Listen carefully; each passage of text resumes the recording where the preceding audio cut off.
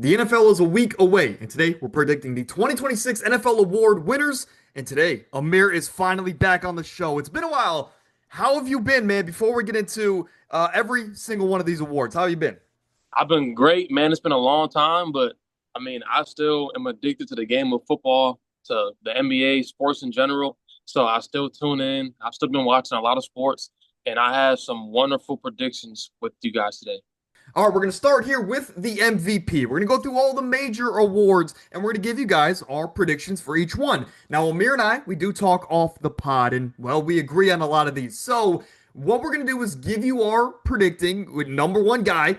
But then after that, we're going to dive into some dark horses, some sleepers, honorable mentions, whatever you want to put the label as. But starting here with the MVP, we're going to talk about a guy that was oh so close. I think he was 4 votes away from winning the MVP last season. He had 45 total touchdowns, led the Ravens to the second round of the playoffs yet again. But of course, the playoffs didn't go as planned. Now, for me, I did a record predictions video last week. I had the Ravens, Amir, with the best record in the league and the number one seed, of course, in the AFC. So this is a guy in Lamar Jackson that if he puts up regular numbers, given where I have them finishing, I think this is a shoo-in, and he would win it for the third time, being only the seventh player in history to do so. Amir, your thoughts on Lamar, and then maybe dive into some others. Yeah, I mean, so for Lamar, this award is two things: a quarterback award, and Yes. also whoever has the most wins, and it's that simple. And me personally, I don't really agree with that criteria, but just the landscape of our predictions, I think this Ravens team has at worst the third best roster in football. I think they easily take this one seed. I think their floor is 12 and 5. That's like a floor, but I think they easily finish around 13 and 4. They could maybe even finish like 14 and 3. Yeah. I think for Lamar, even if he throws 30 to 35 touchdowns, he wins MVP outright. Yeah. And also too for a guy that also was a sleeper, he's not my dark horse. Wait, you want me to mention my dark horse or just an honorable mention first? Let's do honorable mentions and work our way down towards the more unlikely guys. So who's like your number one honorable mention, number two on your list?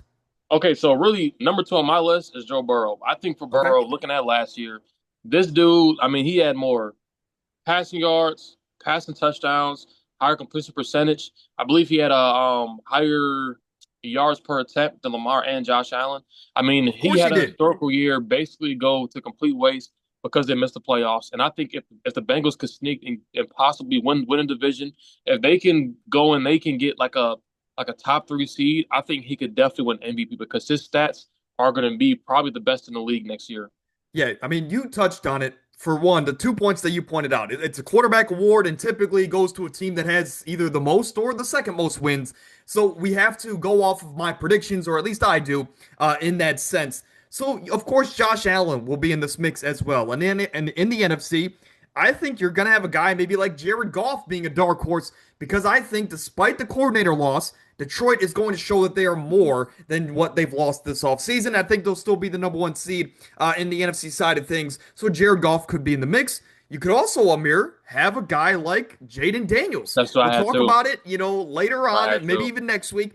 But there hasn't been a repeat champion in the NFC East since 2004. So if the next team, I think the team that has the best chance to win it, if it is not the Eagles, could be the Washington Commanders. Honestly, again, sophomore slump is something a lot of people like to throw around, but with how he played last year, with how aggressive they played, I think they can get through any hurdles they have early on in the season. So I'm not going to say Jaden Daniels is my number two, but I think he's a dark horse, Amir. What could be a dark horse for you? It's crazy. In my notes, I have Jalen Nails as my dark horse as well, my That's second awesome. dark horse. And I mean, this Commanders team, I think, they're a team. Me and you are talking about all offseason. They're a team where it's like last year they exceeded expectations, so the casual fan is going to have them saying, "Oh, they have to be better." But in reality, the team they got a little better defensively, which is what everyone wanted to see. So I could easily see them being a better team and winning maybe like one more game.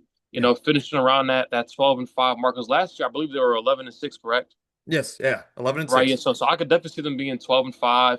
I could see Jalen Nails going completely off and just balling out this year even better than he did last year. And especially now, I mean, a few days ago they went ahead and re-signed Terry McLaurin. And so I think this team is in a good position to show that they're better. And for Jalen Daniels to kind of solidify and stamp himself as going to be be a future top 3 quarterback in this league. Yeah, I mean, Laramie Tunsil being added to your offensive line is never a bad thing. So, if anything, that offense could only be more dangerous. They did let go of Brian Robinson. Right? That guy, Yeah, he that wasn't was necessarily a questionable. great player, but to me, I just can't vision him anywhere else besides Washington. Yeah. Regardless, Lamar MVP, it's the basic pick, but it is the right pick, or at least to us. Offensive Player of the Year, we both had Jahmyr Gibbs. This is a guy that is the main back in an offense that has a new play caller. So does it favor more so in the favor of Jahmyr Gibbs? Does he get more touches? And it's not so much a 50-50 split with David Montgomery.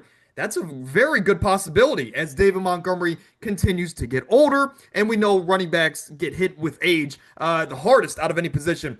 But like I mentioned earlier, winning plays a big factor in at least my predictions. So for the Lions to be the number one seed despite losing Ben Johnson, Jahmyr Gibbs has to be a big part of that. So to me, I think he wins this award, and he would be the third Lion to win this award, or at least the third time a Lion has won the award. Of course, Barry Sanders, not Shador Sanders, won that award a couple times in the past. Amir, why do you have Jahmyr Gibbs here despite there being so many other more, I guess, other options around the league on teams that have more stability going into next year? For everything it is mentioned, the dude ran for 1,500 yards, while splitting carries. And obviously on the tail end of last year, Montgomery dealt with some injuries, so it took that load. But I mean, imagine this year they go ahead and say, all right, we're going to go ahead and lesser Montgomery's load all throughout this year.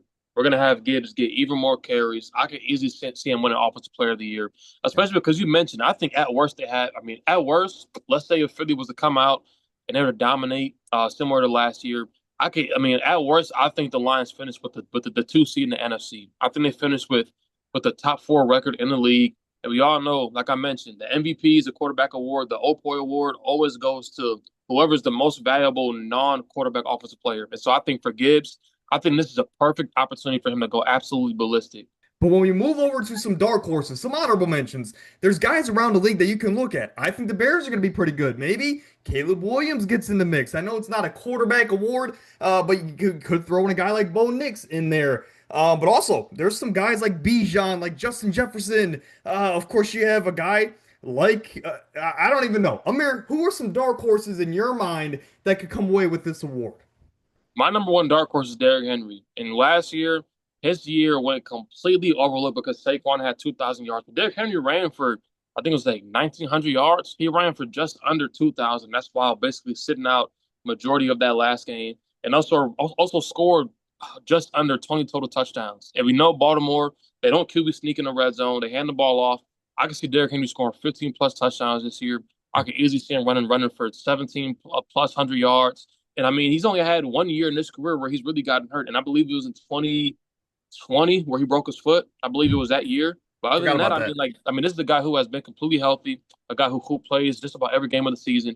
He's going to ball out and have a very productive year.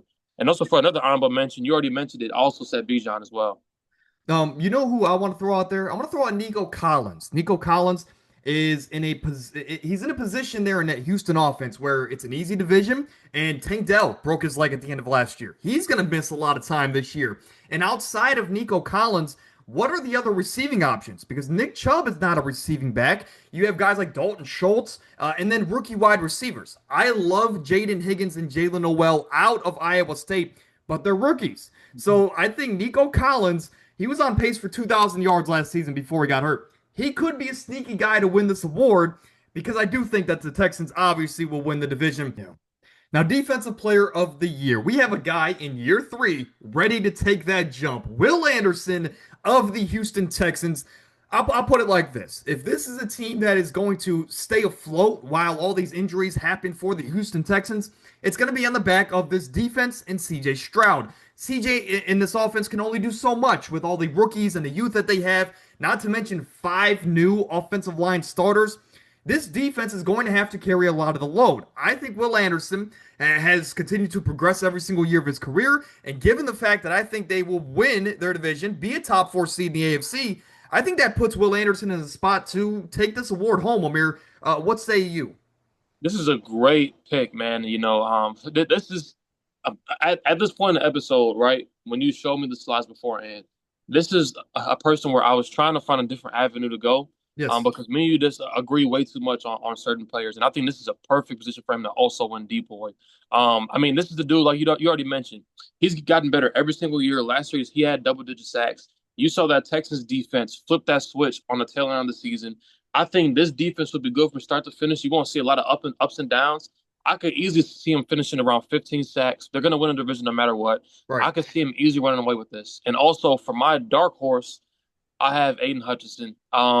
It all just depends on his leg, obviously, but I have him for two awards that I'll talk about later. What do you think about a guy maybe like, well, hey, well, what about your guy from last year, Amir? What about Jared Verse? Do you think that you could see this? We're both high in the Rams this year, or at least the last time we talked. Do you think he could get in here and win this award? I think he's definitely got to be in the conversation. Yeah, I could definitely see that too. The only issue I have is that this DPOY award is somewhat similar to the quarterback award. Like at this Yeah, stage of the award, it's sort of turned into primarily um a sack award. And yeah, so I think it's just tough for Jared Verse because he's in the interior. And so a lot of people just look at the stats. They look at last year. We only had like 3 sacks, I believe, like 3 or 4 sacks, like not much. But people more so didn't really feel his impact or sort of really just like acknowledge his impact. And so I think this award sort of has translated in a box score award. So I could really only see defensive ends winning it this year. let's move on to some rookies. Of course, offensive rookie of the year. There's a lot of guys that you can throw out there. Jaden Higgins, like I mentioned for Houston, I think he's in a clear-cut role to be a dark horse for this award. He's gonna have to be the number two option in this offense from the start to the end because even when Tank Dell returns, he's gonna need some time to ramp up. So Jaden Higgins could be a dark horse for this award. But we did go chalk. Amir, you went with the quarterback Cam Ward. I went with the Bell Cal Heisman runner-up in Ashton Jeanty. Both of these guys have clear-cut roles to dominate this season, at least from the statistical department. But Amir, I'll say this. The reason I gave it to Ashton Jeanty over Cam Ward is I believe in this Raiders team this year. I think they have an underrated offensive line. I think Geno, being the veteran that he is, will be a game manager in a Pete Carroll offense, which he's done before, by the way, on a playoff level team. If they can just do the bare minimum of getting Jeanty the ball and save completed passes, I think the Raiders are going to be a playoff fringe team. Now, with that in mind, I think Jeanty's going to have to be a big part of that. So he's in that Marshawn Lynch role. I think he dominates in a Pete Carroll offense, so that's why I gave him the edge. I think they're guaranteed more wins and production than a guy like Cam Ward, where they could win 3 games, they could win 8, but honestly, I have him somewhere in the middle at like 5. Your thoughts on this award, Amir? Honestly, you brought up a valid point. No, I think for Genti, he's going to get fed this year. You even saw in the preseason he got absolutely fed, Yes. and they kind of had to lay off the gas a bit. But I'm leaning towards Cam more because I mean this award is just, and I hate to sound like a broken record, but this award is a lot more lenient towards quarterbacks, man. And just watch him in the preseason, he looks amazing. He looks great. He's been my favorite guy in the draft. Even last season, halfway through the year for college football. And I just think for him, I mean, that Calvin Ridley connection is going to be great. I think he has some underrated weapons on offense. I think Will Levis was simply that bad. And you saw all throughout last year when the offense is rolling, man. Like they were able to put up some amazing scoring performances. And so I'm going to lean towards Cam Ward here, but not by much. I think some dark horses you could also throw out there, Amir. You got guys like Emeka Obuka, who's in that Jaden Higgins role where he's gonna have to get fed early on in the season with all the injuries to Jalen McMillan and Chris Godwin. You have some other guys. I'm trying to do some quick searching here, so just stick with me. But geez, okay. I mean, honestly, another dark horse I had too was Travis Hunter. I mean, like, what if throughout next year the offense is still struggling, the defense looks better, and then what if they go ahead and start giving primarily offensive snaps? Now, I think that's definitely a reach because Brian Thomas is the guy. But I mean, I had him as a dark horse. I had Ted McMillan as well. Yeah. I just worry about that hamstring with Ted McMillan. Yeah. Hopefully, he's good to go for week number 1, and there is no issues for the entire season. Amir, do you know who I think's going to win it? I have a top 3 here. Do you know who it is? Cool. I got Shador at 1, Judkins at 2, Isaiah Bond at 3. As a Browns fan, that's what I'm going to hope for. Defensive Rookie of the Year. This one's obvious as well. First off, 51 is a nasty number, but Abdul Carter can make it special. This is a award, like others, that favors the edge position on the defensive side as far as the awards. I just think when you have a defensive line of Dexter Lawrence, Kayvon Thibodeau, and then you got Abdul Carter in there as well, Brian Burns too. He's not only going to be able to learn from these veterans, but he's also going to get one-on-one matchups pretty much every snap. He's going to be fresh because of the depth that they have on this defensive front. And this is an offense that I don't really believe is going to dominate. So he's going to have plenty of opportunities to rack up those numbers. And at the end of the day, I only have this team winning 6 games, but the Rookie of the Year awards don't really matter. They don't really correlate with team success, put it that way. So if Abdul goes out there with all this opportunity and gets 6 to 8 sacks, I think he's going to secure this award. Amir, your thoughts? Yeah, I completely agree with you. I mean, he is going to have plenty of one-on-one opportunities. They're going to slide protection opposite of him. He's going to terrorize tackles week by week by just simply speed rushing, and especially too because we kind of saw in preseason he got woken up a bit. We saw last year at Penn State, him being a bit undersized, he struggles against the run. But I mean, that honestly does not matter. On third downs, he's going to absolutely be a terror and a force for offenses. Do you have any dark horses for this award, Amir? I mean, I'm looking at it. I think Will Johnson has a great shot at it. I have you know me, I have the Cardinals at least as a playoff fringe team, if not making the playoffs. And if that's going to happen, I think that they have to kind of give the award to one of those rookies in Arizona. I think Will Johnson, if he can get some numbers, if it's PFF grades up there, I think he could be a sneaky dark horse, man. Yeah, I mean, I think he definitely could too. What kind of concerns me, watching him through our training camp a bit, it definitely still seems like his knee isn't. Yes. It's not 1,000%, and that kind of concerns me when it's like when you draft a corner like that you see great potential in. I just don't see him playing all 17 games and really solidifying himself as like an Abdul Carter. But a person that I could also see that's super underrated is Mike Green. Mike Green might come out and have an absolutely crazy year, similar to Abdul Carter, a loaded defensive front, a defensive friendly scheme, D-line friendly scheme. He's a guy that's going to be an absolute terror as well. Yeah. I want to throw a Jahdae Barron out there as well for Denver's defense. I doubt that he gets the award, but I want to give him some love because, well, he's versatile. You can play him anywhere. Coaches of the year. I have both of these teams making the playoffs, Amir. The Patriots on one side, which you went with, Mike Vrabel. This would be their first playoff appearance since 2022, when, of course, they had Mac Jones, Bill Belichick, and that crazy team. Now, on the NFC side of things, I also have the Bears making the playoffs with a first-year coach in Ben Johnson. The reason I gave Ben Johnson the edge in this award is simply the division. They have one of the hardest schedules in the league, and if they're able to go 10-7 like I have them in this division, I think it has to go to Ben Johnson to get this team to the playoffs for the first time in almost 5 or 6 years at that point. So that's why I went Ben Johnson. You went Vrabel. Why did you go Mike Vrabel? So, I want to lean towards Ben Johnson. I'm a big Caleb believer. I'm a big time Roma Dunze fan. But, Yes. it's just the avenue for the Bears to make the playoffs and for him to win this award is a lot more difficult than the Patriots. And I mean, and realistically, the only team they have to worry about is Buffalo. They might end up getting swept, even though, even with Brissett and Drake May last year, they honestly played them pretty tough. But at the same time, I could just see the Patriots winning 10 games, Drake May having a breakout year or two, Diggs added on the roster, TreVeyon Henderson added on the roster, the O-line getting revamped and even better. And I could just see, the avenue going towards Mike Vrabel just a bit more. It's definitely the safer pick, and I think it's the more logical pick, to be honest with you. Easy schedule, and honestly, I could see them winning 11 games or so. I just kind of met in the middle at 10. Regardless, I think those two guys have to be the front runners. Amir, I'll ask you this. Do you think there's anybody else that can have maybe a shocking Coach of the Year run, kind of like last year? We saw a guy like Dan Quinn come out of nowhere with that Commanders team. Who do you think has that opportunity this year to maybe come out of nowhere and get a run at this award? Honestly, a person, honestly, I'm doing a bit of research right here. Now, I mean, But a you got guys person, like Kyle Shanahan who could return to yeah, form, or you could just go the simple route of, hey, Jim Harbaugh has only won the award, or John Harbaugh, excuse me, has only won the award once. If they're 13-4, best exactly, record in yeah. a loaded conference, could he take home number two? Yeah, yeah, and you just brought him up. John Harbaugh was a person on my honorable mention list. He's only won it one time, I believe, in what, 2019 or something like that. Something like, yeah. Right, yeah. And so I think he's a person like, what if they go out and they're like, I mean, I know it's a long shot. What if they're like 15-2 or like 14-3?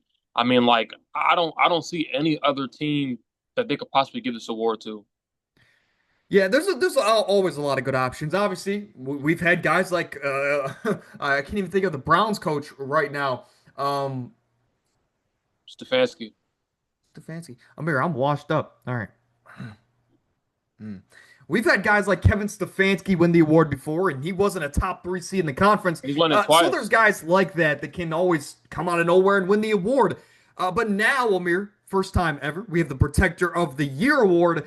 We have a guy like Penei Sewell, who we both predicted to take home Yeah. this award. Ultimately, you're one of the best offensive linemen in the league. He always has great PFF grades. He's on the number one seed in the NFC in my predictions. And for the first ever guy to win the award, I don't think there's really, this is not a bad way to go. So this is a kind of hard award to predict, Amir. But honestly, I think it's going to turn into an award where it's best offensive lineman on one of the best three teams. What do you think about this award? I'm kind of happy offensive linemen are getting some love. Yeah, I like it. It's just, the offensive line position is something that's just really tough to measure because like there's no stats for it. You know what I mean? Right. And so like this is really going to come down to PFF of advanced stats. I can see them coming out with even more advanced stats. But honestly, I love it. I mean, they get no love, they get no recognition.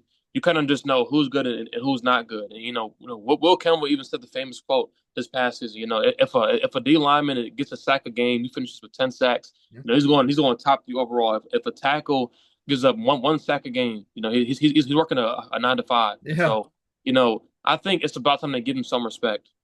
Absolutely.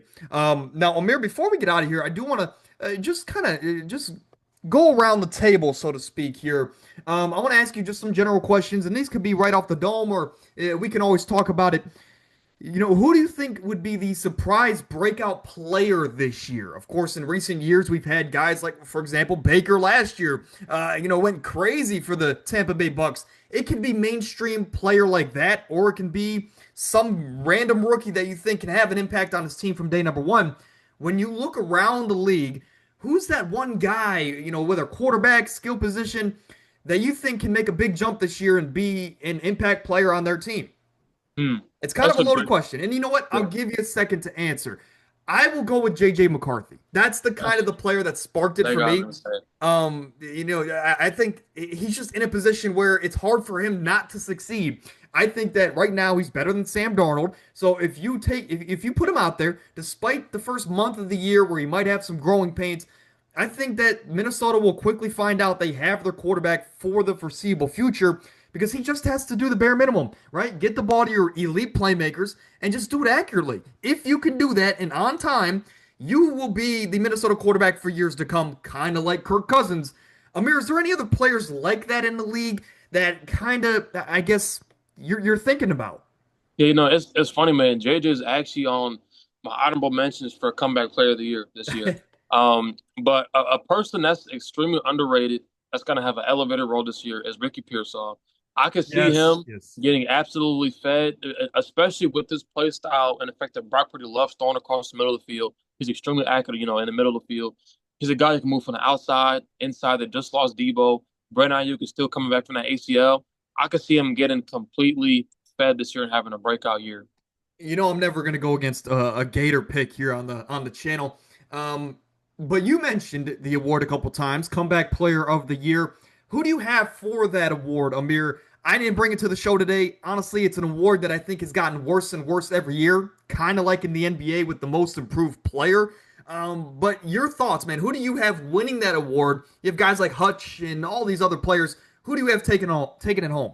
Yeah, I mean, this award is frustrating because we watched, Flacco win it. Man, Right. Flacco didn't deal with no career altering injuries. Like he was sitting on the couch, and then went ahead became the starter and won the award.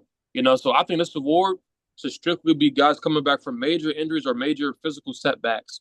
And so if I was going to lean towards someone that came from a major physical setback, I'm saying Christian McCaffrey. Yes. I kind of watched him a bit during camp, watched some of his movements.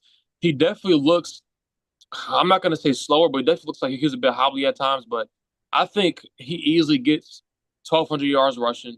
He's so valuable to this offense. You even saw last year where he played in that game against Buffalo out on the road in the snow. He wasn't 100%, and he was still elite, still putting up great numbers, still dominating the game. I think if he plays 14 games this year and they're honestly elite, I think he wins it outright. Outside of Comeback Player of the Year award, Amir, I want to ask you this. Who do you think is going to be, one, the most surprising team this year? Like, who do you think is going to make the biggest jump from last year to this year? And then on the flip side, we can go, who do you think is going to be the most disappointing team? A team that right now is getting a lot of hype around the league, and you just don't see it. You don't think that they are going to be a playoff team or a contending team. We'll start with the rising team. What do you think that team that's just gonna come out of nowhere this year, make that change, and just shock a lot of people, kind of like the Vikings last year? Honestly, I think a team is Denver, and I'm Yes, not, I and agree. and so I would say this, being on Twitter, it's so many Bo Nix fanboys, it drives me absolutely crazy. But I just think year two, we could definitely see a jump. This defense is going to be a top five defense in the league, top three, a top 2 to 3 secondary in the league. I just think he's in a perfect position to go ahead and this team could definitely sneak and win 12 games, man. And seeing Kansas City, they just got absolutely smoked in the playoffs. I could definitely see them taking a minor setback throughout the regular season. The Chargers and Raiders are decent, but I just think Denver are better teams than them from top to bottom. And I could definitely see them just shocking everybody this year. No, I agree. I think the Patriots, the Broncos, you have teams like that can definitely shock a lot of people this season. Some people like to go with the Carolina Panthers. I'm not there yet. I think they got a crazy schedule. Amir, who do you think was going to be the most disappointing team this year? A team that, like the Jets last year, had a lot of hype, but were living up to anything but that. Your thoughts? So for me, this is kind of a bit difficult. Um, but It could be a contending team. It could be a team that right now people think are going to make the playoffs that you just don't think are going to make the playoffs. Now, regardless, whatever route you want to take, you can take. I mean, honestly, it's the Commanders, and I know I might sound like I'm contradicting myself, but earlier, I said Jay Daniels, was an honorable mention to potentially win MVP, but I mean, me and you have been talking about it, man. Like this is a roster where I mean, they've gotten better a little bit, and they've added some minor differences, but I mean, this roster had a lot of holes last year, and that run that they went on, it was more so them exceeding expectations, performing upsets. I mean, they easily should have lost that game against the Bucks in the first round. They should have lost against Detroit, but Jared Goff folded. And so, I mean, this team really just has a lot of holes. There's some better teams coming up in the NFC this year. I think Minnesota's going to be better. The Eagles are still going to be great. The Rams are going to be better. You got San Fran coming back. They're going to be even better. The Bears are going to be better. And so, this team really hasn't gotten better enough for me to really feel comfortable with them winning a bunch of games this year. To add on to this, I guess, part of the conversation, I love the Raiders this year, but I think a team, like the Miami Dolphins, I've been on this train the entire offseason. I don't think that they're not only going to miss the playoffs, I think they're literally going to have a Yeah. top five pick in the draft. And that's not a popular take, but I just think their schedule is incredibly tough. We can't rely on the health of any of their players. Devon Achane just got banged up. I think, Yeah. right, Amir, last week I did a video of the record predictions. I had the Dolphins at 5-12 or 6-11. Honestly, I think 6 wins might be their peak. And that's crazy to say for a team that just a couple years ago made the playoffs. Are you in the same boat as me on these Dolphins, or do you think I'm just outright crazy? I mean, I agree with you, man. And it's like I remember it was 2 years ago. I had a crazy prediction. I'm like, man, Tua's gonna be disappointing. And then Dak isn't gonna re-sign with the Dolphins. Dak's gonna go to Miami, and I That was had a bold crazy predictions hot video. take. That's expected. Right, yeah, but it's like, I mean, you honestly just brought it up. We saw Tyreek, he was banged up last year. He had a slight regression. Tua can't stay healthy. Waddle's decent, but the defense has way too many holes. Like they're not going to be great this year. You don't really have a guy like Raheem Mostert to lean on this year. A Chain is constantly dealing with injuries, and also too, like it just seems like Mike McDaniel's relationship with these players is kind of just broken to a certain extent. And this team, I mean, they quite literally have nothing and like no identity to really like lean on. Like if they're not a high powered top three offense, I mean, they're not really going to do too much or top Right. five offense. And we even seen 2 years ago, when this team looked elite, I mean, they were struggling to beat teams that were above 500. Like Yeah. it got to a point where they only won like like one game or two games the entire year against teams above 500. So even with this team when they were at their peak a couple years ago, they still struggled against a legit talent. Now, I know I'm throwing 100 questions at you right now. It's been a while since you've been on the show. But last week, again, I gave my entire predictions on the year. So I got to get this from you before we get out of here, Amir. Who is going to make the Super Bowl, in your opinion, and who's going to win it? Last question before we get out of here. So I think out of the AFC, I think Baltimore makes it. I think Okay. this is their year. And last year it's funny. The last 2 years I had Baltimore going to the Super Bowl 2 years ago. Last year I had them beating Buffalo, and then I have Kansas City winning. But this year I just think everything's falling in line for them. I mean, this is the best team Lamar's had. This is the best team Harbaugh has had in a very very long time. Arguably the best team he's had ever. This is insane. I mean, this Yeah. this team is in the perfect position to really smoke everyone in the AFC. I mean, Buffalo didn't really get much better. Kansas City is still the same, arguably even worse. Cincinnati has way too many holes in their roster. Denver can't compete. New England can't compete. Pittsburgh sure as hell can't compete. I don't see anyone in the AFC really stopping this team. And in the NFC, it's a bit tougher because Philly's still going to be great. Um, the Lions are good, but I said it before. I think the Super Bowl window is closed. I think when you have a roster like this and you have two first-year coordinators, it's hard to really replicate what you've done the past 2 years. Right. Right. I think out of the NFC, a team that's been underrated the past 2 years, that's going to go on a run this year is the Rams. I just think for the Rams, defensively, they showed a lot of hope last year, specifically up front with Jared Verse, Braden Fisk. I think their defense is going to play good enough for them to potentially go to the Super Bowl and maybe win it all this year. I'm not going to say win because I think there's a huge talent gap between Baltimore and the Rams. But I just think this offense alone, even without Cooper Kupp, I think they're going to be great with Stafford, despite the back injury with Stafford, Kyron, Devontae Adams, which is still not talked about enough, with Puka.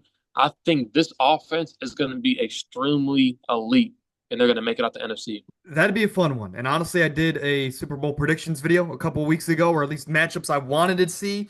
That was one I was close to putting on there, but I had to get the Sean Bowl on there, Amir. I had to get Sean Payton versus Sean McVay, two Mhm. of my favorite coaches of all time. But Amir, thank you for coming back on the show. As we go into the NFL season, Amir is going to be a regular again. We're going to go through week by week and give you guys our predictions every single week. Last year, we were both at 70%. We're looking to get even better this year. Amir, thanks for joining the show, and we'll see you next week.